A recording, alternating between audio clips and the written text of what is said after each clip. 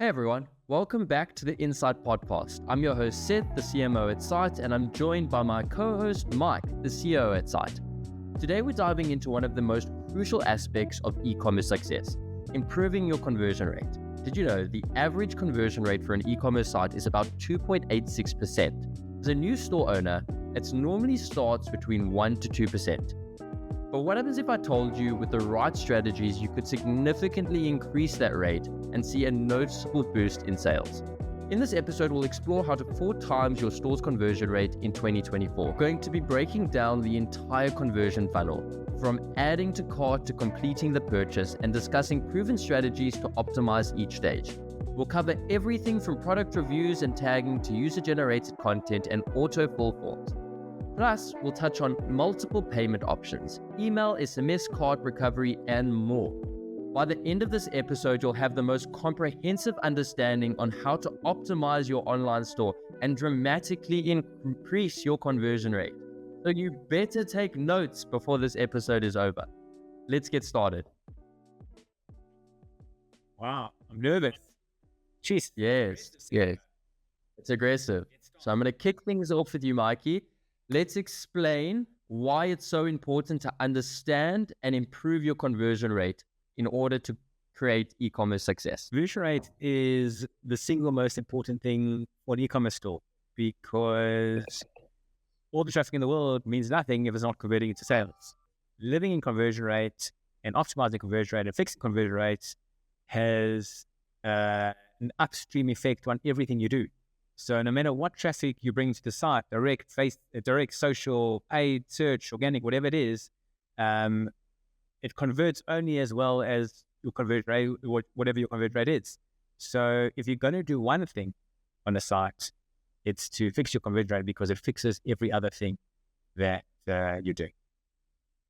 Okay, fantastic. And then once we're looking at your conversion rate, obviously you can just look straight at your conversion rate as one of the metrics. But what are the other metrics you should focus on that will tell you if your conversion rate is effective? So I think there's 2 approaches to this. Both are extremely important, and both are seldom ever looked at. So the first thing I would say for an e-commerce store owner to understand one's general conversion rate is to understand drop-off for each major milestone. So if you ever lived in GA4, if you checked out GA4 reports, probably the most important report which exists for an e-commerce store owner in GA4 is your checkout conversion report, or your purchase journey conversion report. And essentially breaks your user journey up into a few different milestones. So the first milestone always is site entry. So someone actually coming to the site. The second one is actually viewing a product. The next one is adding something to the cart. The next one is checkout. The last one is actually obviously transaction. And those 5 milestones give you a great understanding in terms of where the biggest deficiencies are on your site and where you have the greatest room for improvement.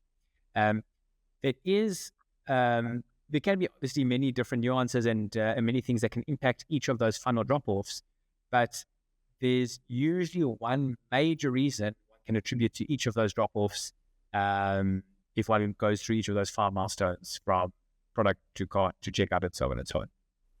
Okay, great. Let's pull in some practical examples there. What are some of the biggest ones that you've seen once analyzing e-commerce stores? What are the biggest drop-off points? All right. So the reasons for drop-off are typically as follows. So I'll go through each stage. So first stage, from session start to product view, if that drop-off is higher than average, that usually indicates a traffic problem, meaning that you bring poor traffic into your site, whatever that source may be. The next drop-off phase, being from viewing a product to actually adding to the cart, that usually indicates a pricing problem, because if you're having large volume of people actually viewing your products, but they're not getting to the next stage, they usually are put off by the cost. The next drop-off milestone is viewing a cart or getting to cart stage, at the cart to actually checking out.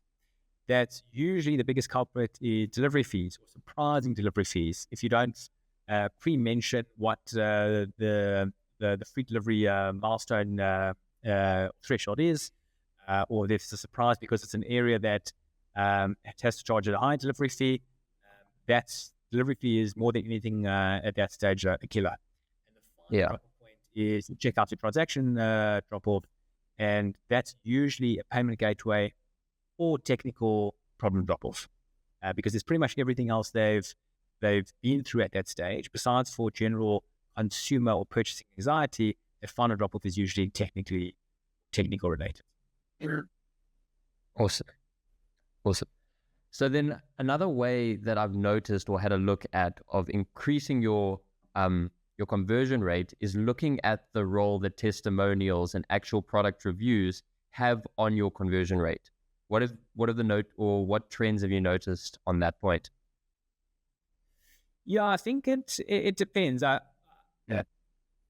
think people, to be honest, place greater importance on testimonials and product reviews than they should. And I'll tell you why. Is for the most part, most brands are selling a brand or a product that people can buy elsewhere. They're not usually the only singular brand owner. And because of that, people are usually coming for the actual product rather than for the actual brand that's selling it to them, rather than the actual website that's selling it to them. And having a testimonial while that product is great is usually almost a superfluous added descriptor, which is often not needed. So people go to great lengths, and I know young great Seth loves testimonials and product reviews and case studies. I think they're so much more important in service-based businesses. I think e-commerce businesses love to get them, but I think most e-commerce businesses, if they removed all their testimonials and product reviews, would see next to no difference. I'm going to make one argument there, and I think your point is really valid, but for one type of store. If you're selling someone else's brand, if you're selling Bosch, they've got that credibility. If you're selling DeFi, I'm just looking at refrigerators for my apartment at the moment, so I've looked down all of these lists. But if I'm going down the rabbit hole of looking down and looking for my own product, say now I'm a refrigerator operator and I've come up with Balls or Us, we sell these incredible refrigerators, then it's so incredibly important to have those testimonials because I'm an unproven product. So that's my only rebuttal to that statement. So I think being a refrigerator operator, I think it makes sense. But I'll still contest that I haven't met someone that truly believes product reviews. And again, different in service business, but in direct to consumer, e-commerce, product sales businesses, like, does anyone believe they're actually true? Like, and often they are true. But when I see James Smith says this is an amazing vacuum cleaner, it doesn't give me greater confidence. This is an amazing vacuum cleaner. I would put return policies, clear return policies, risk mitigators higher than product reviews, testimonials, case studies any day. Okay, so money back guarantee, throw one of those on there, and then you're destined for success. Almost. I think more than I think one thing even higher than that, than the reviews. I know reviews are really important, as I've mentioned. Something really important there to focus on is your delivery rate. I know so many times when I'm shopping online, especially like on Takealot, for example, where they've got that 500 Rand delivery rate. That's my factor. If I'm not spending 500 Rand, I'm not making a purchase on Takealot. Talk to me a little bit about that as a drop-off rate. Yeah, delivery fee is the single biggest killer of conversion rate and revenue, no question about it. And that minimum threshold is such an important thing to consider in terms of, is the average order likely to be around that number? It's okay if it's slightly higher and it forces people to put an extra accessory or something to kind of increase the basket value. But that's delivery fee for sure is the biggest killer. Separate to that, I would say one way to solve for that also, before it's too late in the checkout journey, before they've got to the final checkout stage and they're like, oh no, I put 400 Rand in my basket, and now I realize I have to add 100 Rand extra to get delivery free, is clear mention of your delivery threshold before that. So for me, I've seen the best use of this is in the header of a website. On every page, it's clearly visible. I can see what I need to do to get free delivery. And the second one, a lot of WooCommerce have this as like a standard plugin extra. I think Shopify have the same. Clear mention of how close you are to your threshold when you've added something to the cart. So as soon as you add something to the cart, let's assume it's 300 Rand, it shows you've got 200 Rand still to go to get free delivery. But there's nothing like free delivery to get people to finalize that order. Yeah. Something people just hate is paying delivery. Yep. Awesome. Great. And then just on your product. Yeah. The thing is important. And this is a common question I get, and I always give the same answer, is if you have the decision to make, should you increase the price of your products in order to be able to give free delivery more readily or more easily, or should your products be cheaper and have a delivery value? Always go for the first one, meaning that there's such a psychological difference between paying, often it's not known, but paying slightly more for a product, but you're getting free delivery versus paying less and paying an extra delivery fee. Delivery fees feel like not a con, but they feel no one wants to pay delivery fee. No, exactly. So besides clearly identifying your delivery fee, a little bit on the testimonials, what are other things besides obviously clear marks of this is what the product is, but what else should be on your product page to improve your conversion rate? So a few different things. I think I'd say after delivery fee, the next blanket statement of conversion killer which exists is uncertainty or lack of full knowledge of what's happening. So I think if your product requires a description to make it easier to sell, let's say you're a furniture store and you actually want to show how big your product is because it's important for someone to know before they buy, that's super important. To be able to show, is it like risk mitigators, so for example, return policies, anything that you can answer that may be on the user's mind is obviously good practice. I think sometimes people worry about having it overfill a product page. And I always say that if people are not interested, they won't scroll more. Meaning that if you have too much information, there's almost no such thing as too much information, because your product page is everything it needs to have, mostly, let's say, in best practice above the fold. And you have all the things you think people may want to know. There might be edge cases that people want to know, and just keep going down on the page and keep putting everything in, put all the details there. I think if the decision is to have more information or less information, and you're worried about the design or the look of it, don't. I think it's super important just to give all the information across so that fear of purchase is basically eliminated. Yeah. And there's a massive demand for this because there's so many plugins that you can install on your Shopify, and I'm sure you can do it on WooCommerce as well, which is basically just dumbing down your e-commerce store to increase your conversion rate. People don't need all of the details. They need some of the details, but they also just can't be scared. They can't be scared to buy from you because you're like, it looks scammy. So the simpler, the easier, the less friction required, the more likely there will be a sale.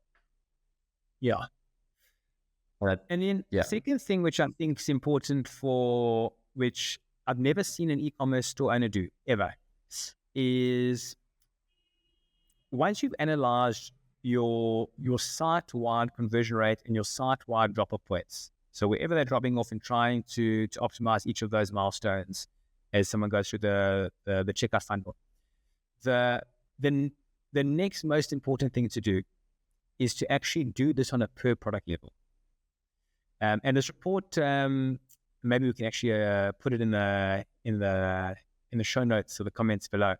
But this report is quite easy to build on GA4, which essentially gives you your conversion rate per product. And people that actually view this report, I think, go crazy because what it shows is some products are converting, let's say your store is converting at 2%, some products are converting at 20%, some products are converting at 0.01%. And it's so important to deep dive and analyze each product through a conversion rate view rather than just the store itself. Analyzing the conversion rate of a store gives you the UX deficiencies of a store. Analyzing the conversion rate of a product gives the conversion deficiencies of a product, which are typically one of two. Either it's price, so the product is sold elsewhere and it's overpriced, or it's not sold elsewhere and it's overpriced, or range. So I've seen this before on products that there's colors out of stock and our conversion rate dips. Looking on a per product basis from a conversion rate view is hugely beneficial. Great. And then let's talk a little bit about the friction at the checkout process. What implications have you found of having multiple payment providers and like a pay flex option, 3-month installments? How have you found that when it comes to conversion rates? So the final checkout stage, this is where people are most sensitive. This is where anxiety is at the highest. This is where people have to pay. And there's lots of things that can go wrong at this stage. One of the biggest mistakes people make, and it's such an easy mistake to make, is they go through the following journey.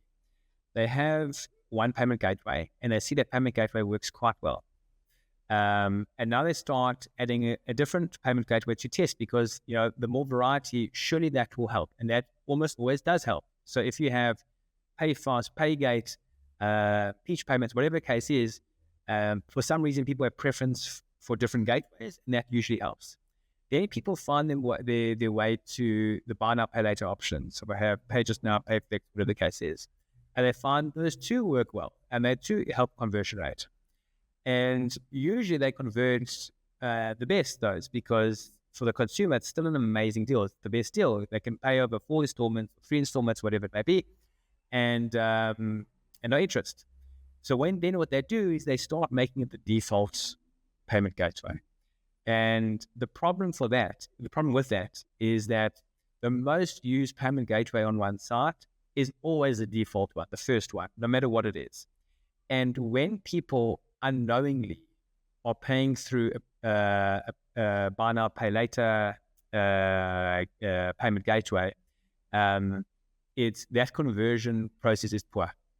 So when people make a conscious decision to say, I want to buy now, pay later, I know PayFlex, I'm going to choose it, even if it's the 6th option, it converts amazingly. But when it's the first option, you have a number of people who find their way there by mistake and now have to go through the sign-up process and they don't almost realize what realm they're in.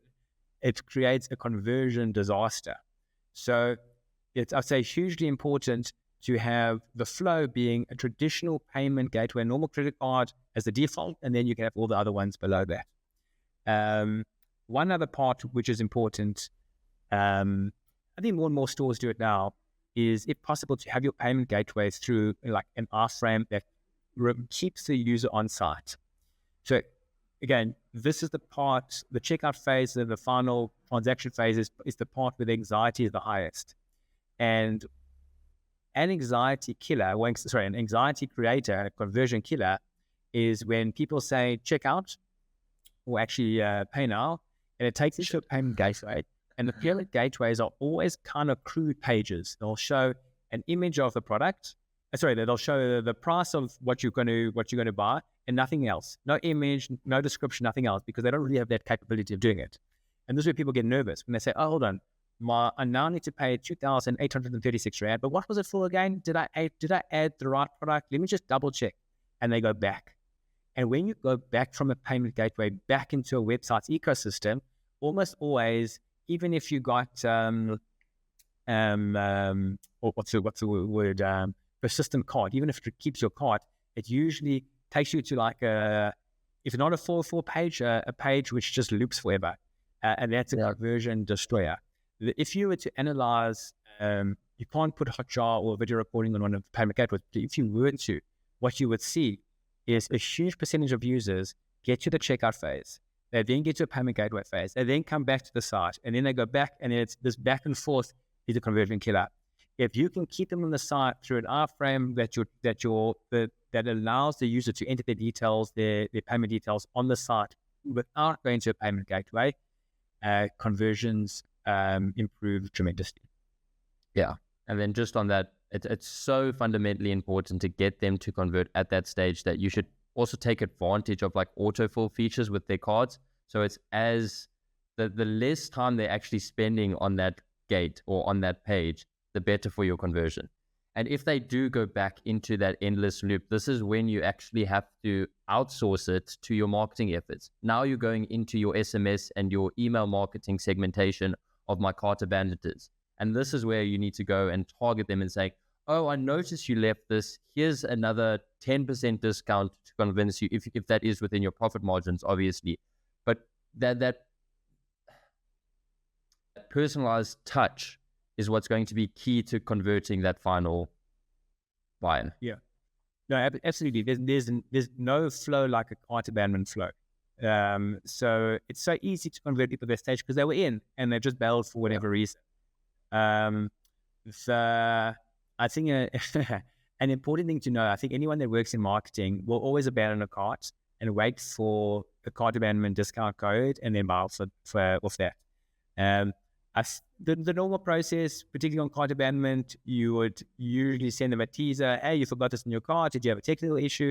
And you'll usually wait to the third or fourth email to say, here's a discount code if you consider them lost, because you might as well get the sale rather than and nothing if margins allow.